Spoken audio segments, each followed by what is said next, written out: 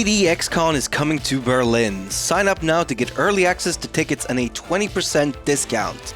These tickets will go fast, so don't miss out. He's also currently fighting 5 wars. My goodness me, that is not looking good for him right now. It looks like some AIs in the north are just jumping on him.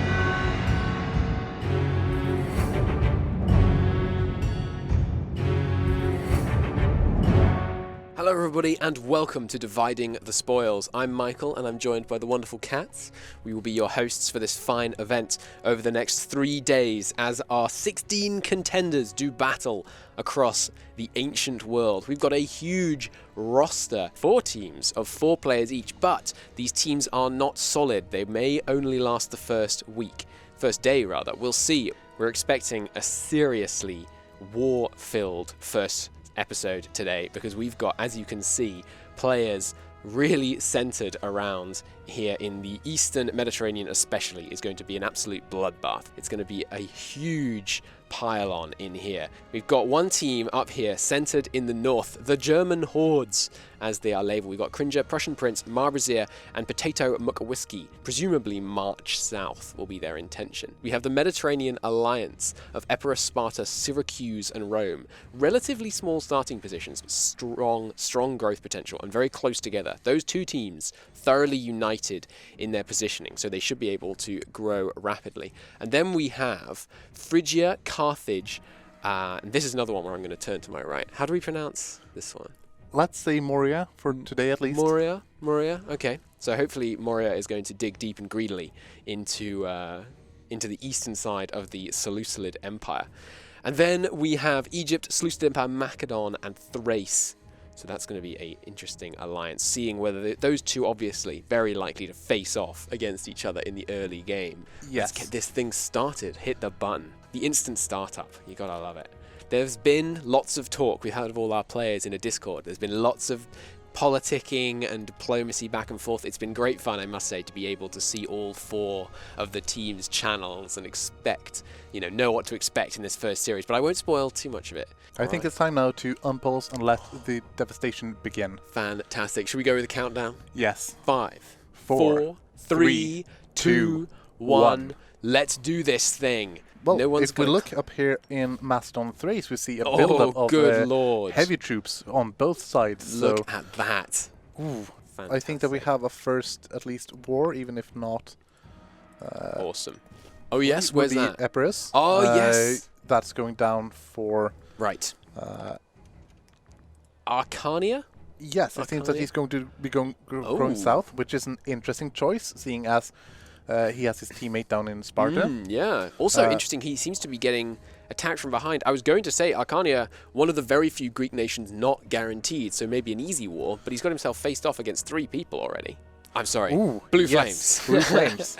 Phrygia is at war with Thrace. Thrace is going on in Aldrahil in Thrace, making bold moves. He's already crossing and attacking some of the feudatories of Thrace in western Anatolia. Phrygia, meanwhile, only those 2 involved so far. We haven't seen Egypt or the Seleucids jump on Phrygia just yet. Egypt has joined in on this as well. Is it the same war? No, it's a different war. So they have launched their own campaign down separate south. War. Good, they can piece them out twice, always good.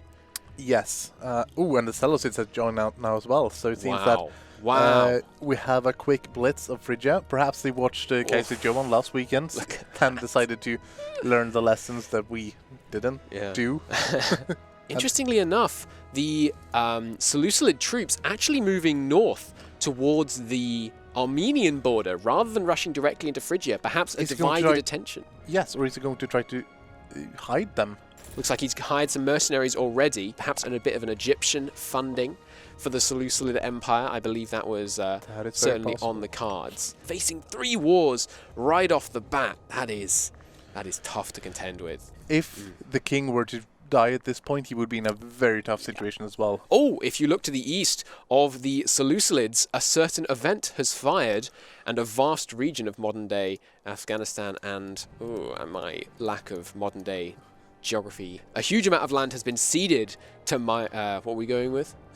Moria. Moria, that's right. Deep and greedily, I've got to remember. Pakistan, of course. We knew that. We were just testing you guys. It was a test. But yeah, so they now have a truce, which means that unless Moria is willing to take a huge stability hit, they're going to remain out of this war, which does not look good for Phrygia. Where are Phrygia's troops? They're currently just kind of sitting around in Syria, not willing to actually head-on challenge any of the aggressors yet. I feel like Egypt is the weakest target right now, ironically, considering it's the richest of his opponents. Armenia actually joining in now with an attack on the Seleucids. So on the Seleucids, interesting, okay. And he's got a sizable force built up already. Ooh, we might have a first battle here. Absolutely. I think, is this the first battle of the event? The first that we have seen, at least. And it looks like, we're currently going in. Well, maybe Shen's trying to get this Pretender general killed off, because it's currently his troops being led by the Pretender. It looks like Seleucids take a decisive victory. Phrygia has deployed a huge navy to the Bosphorus. Straight blockades. How does that work? Well, if he had blockaded it earlier, he could have, but at this point they own both sides, meaning that they can, as you see with Macedon here, just walk right over. Right, so it's the same as EU4 in terms of pretty much, straight blockades. Great, okay. Seleucids perhaps being driven back here. We've got, with these new mercenaries that Phrygia's raised in the east, they're going to be driving back quite a lot. Phrygia is paying military points over here somehow. What is he doing? He's reorganizing his army. This is an interesting mechanic that's been added into Imperator. I really like this one.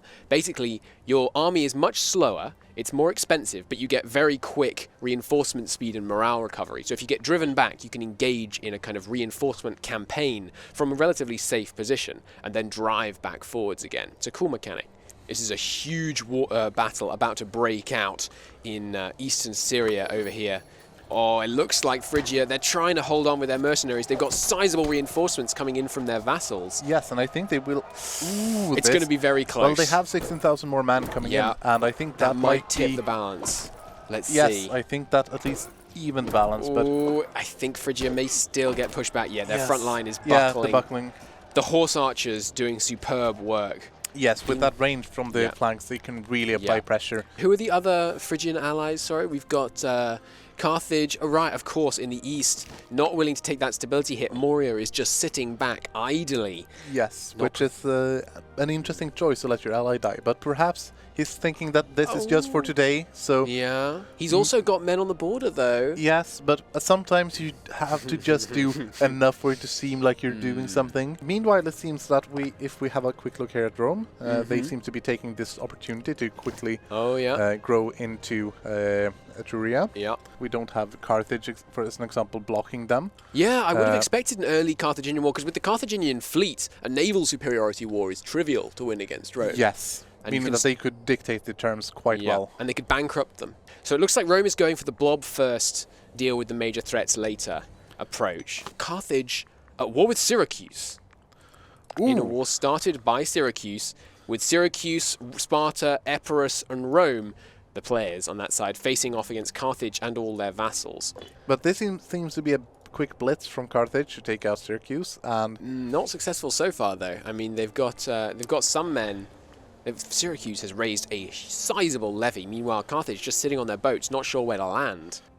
In Phrygia, things relatively static. Armenia just doing what they can to be the thorn in the side. We've got a bit of a standoff over here, and it looks like the Seleucids haven't noticed that he's coming in. They're going to break their way through. Of course, he does have to break that fort before reinforcements arrive if he wants to get away with this. Yes, and that's an interesting choice that I think he's hopefully going to learn during this weekend, to not place the troops on the fort, because the fort will stop them and they cannot pass through.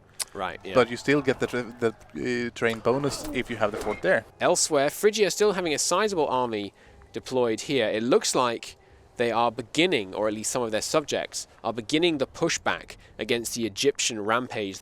Here's the pushback on Armenia going on in the top right just there, as you can see it. Yes. There we go. It looks like they're going to be able to push them back. They've got that terrain penalty going in their favor. So it's going pretty well. I mean, and they've got a general advantage. Yep, there they go, victorious. Something indeed happened in Aetolia, and I wonder... Aetolia has broken free? Oh, I think that we have a new king, so we have some of the events firing from right from the death of right. When you're no longer Alexander's actual general, things certainly looking a lot less good for you in terms of internal stability. Oh my, we have some sudden news. It seems that Epirus has died. My good lord. So Syracuse just holding on. They've been driven back though. It looks like they're going to be able to come in here and rally the situation. But meanwhile, as you say, Epirus out. That is our first player knocked out by the AI, no less. That has to sting. It wasn't even a Pyrrhic victory, which would have worked out. You know, it was just a loss. It was just Pyrrhic. Meanwhile, Rome has taken all of Etruria. They're obviously feeling a little bit fat. They're going to want to spread, throw that weight around a bit. But if we look to the east now, we can see that the Morians have actually sprung into action, as I think the truce might have gone up. So it has. Up in the Stellaris, we now have an invasion of Morian troops. Basically, entirely unopposed. The Seleucids don't even have any men in Persia right now. They have some boats down here, but they're staying very inactive. All of their men are deployed heavily offensively against Phrygia. And he's got very little in the way of forts if we check out the fortification map mode here. The next fort is up in Babylon itself, so Babylon, he should be able to just walk right in. This area over here, the supply, let's check out the supply map mode. It's very bad over here in a lot of the eastern region, but because he gave up that land in the event, he actually gave up a lot of the land that would be the hardest to take. So meanwhile, Phrygia, I mean, their situation is improving in the east, but because of Carthage focusing its attention on Syracuse, who is still nobly holding out so far. Yes, but we have a new challenger entering the war on Carthage, since Rome has declared war on them. A separate war, no less. They have joined in with Syracuse. Have they? Oh, that's probably not a good decision, because Syracuse has now got this white peace imminent. No, but the war goal is still contested, so they're okay. So they are fine, and all the land is on siege, so at most they would be able to force the white peace. Any Roman men down here? Not yet, it looks like. Sparta, a very small nation at the start, so they need to, very much past their glory days. They need to regain some land if they're going to have much hope. I'm second-guessing myself now. Phrygia, Pravus left the game. F once more. There he goes. Let's take a look to see up north. Of what you've got on your screen right now. We've got a Danish area. So let's accept a Pravus.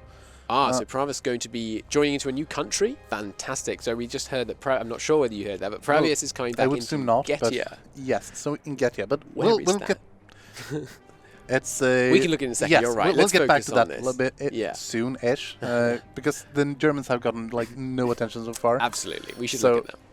It seems that we have some war that is being lost to the AI.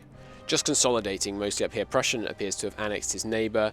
Potato McWhiskey seems to be focusing on spreading his influence south. Yes, the Germans obviously have lots of special abilities because they are tribes. They can send out settler armies and settle in foreign lands. So I'm sure some of them are looking greedily to the south, thinking, Rome looks like a nice place to settle. They want to pick up the pace, because if they're going to be real actors in this, they need to grow earlier on. We have a peace down in Syracuse, and it looks like not much changed hands.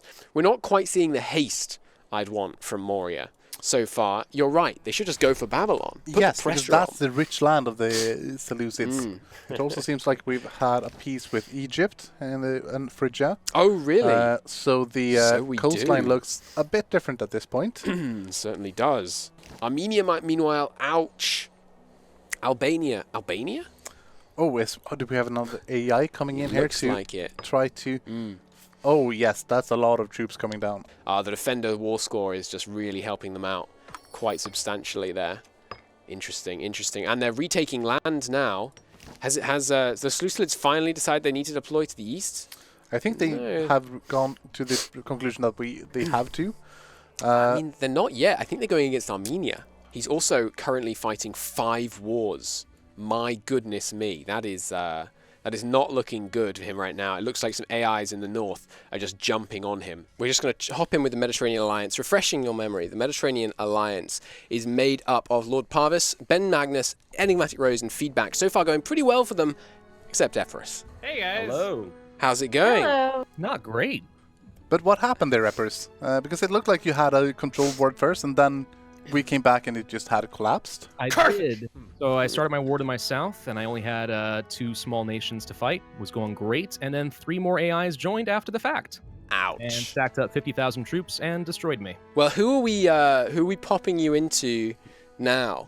Gaetia? Someone up to the north above Thrace. Okay, interesting. Okay. Well, that puts you in a very interesting position to perhaps turn the tides, because so far our Greek powers actually in Greece are being pretty dominant. Tell us a little bit about the Carthaginian War. Why did they agree to Dubai peace? It's on a timer if they don't take the war goal, and they didn't get it. Oh, you enforced it. But you weren't interested in the rest of Sicily, Rose? I wasn't able to take the rest of Sicily. I was barely holding on. Basically, I think he couldn't figure out how to land his troops. He had 19k troops floating in boats circling the island, and they never landed on my land. So is it possible that the admiral had become disloyal and refused to drop off? That's a great theory. Shenra, meanwhile, just 24 cohorts, but he's held on admirably. No one can say that Shenra hasn't been giving a darn good show so far here. If I had been the Seleucid player, I feel like an early fort construction up here, perhaps, in the hills, would have allowed him to focus more on the south, only rallying forth when those sieges look under threat. Then perhaps he could have been able to focus more attention on Phrygia, but it's very easy to second guess. Phrygia, I don't see how they come back from this, because Phrygia just versus Macedon and Thrace, there's no one around to mess with those 3. If it was just 2-on-1, we know that the 2 are going to win here. They've got more men, and they have that financial support from Egypt. And Egypt having peaced out, I was thinking, perhaps it's a bit weird. He's out of the war early, but actually, his truce is ticking down now. He could be back in there in no time. What do you think? German hordes, Egypt, German hordes, Team Solar Gamer. The Germans looking very popular so far. No big plays yet, but you know they have that potential. I'm really hoping we see someone settle a tribe in Rome. It would be so glorious. What's the start date? Is it 3? How 450. Far? 450. So we're only 10 years in so far. You've got to remember that our teams are linked together securely for 30 years. After that, bets are off. They can break their alliances. They can form new ones. All kinds of shenanigans are welcome to break loose after those first 30 years. We're going to go and have a chat to Heir of Carthage. Let's get his perspective on the Carthaginian Sicilian War. Well, much like real Carthage, the war did not work out well. But what was it that made it not go according to plan? Because at the first you were pretty much alone against Syracuse, right? Yeah, what was weird is in all my practice runs, when I declared war on Syracuse, those city-states on Sicily were always allied with them, but they were at war, and it kind of messed up the whole thing. You couldn't get military access across. Correct. They wouldn't give me access, and then by the time I think I was ready to move, Syracuse had caught wind, obviously, what was going on, and then all of my allies were stuck on the African coast. They wouldn't move like in all the practice games. My allies swarmed over like bees, and it just was not working. So what are your thoughts going forwards? How are you going to rally? I think right now I'm going to be looking at just North Africa, try and consolidate some holdings. There's an interesting war going on with Phrygia, and I'm kind of waiting to see what happens. You're not interested in helping out your ally in Phrygia so far? He hasn't asked yet. I need to see what we do. We probably don't want to waste your power over here. Spiffing, talk to us about your war. Wars. So, all things that have happened, my nation's actually not doing too badly. And I think we should be able to turn this around into a nice victory. But I don't know, the flagship is taking on water. He's only lost 6 states and all his manpower. I don't see the problem. Well, Shen, these are big words for someone who's lost the mountain pass. I had no chance there. I got completely stack wiped the moment I stepped foot in that pass. But yes, I'm not overly surprised to learn that there was a negotiation between Spiffing and many true nerds saying, "Oh yeah, you take one province," and then many was like, "Well, if he's willing to give up one province, I might as well take several." Why take one province when you can have the nation? Yes. Really.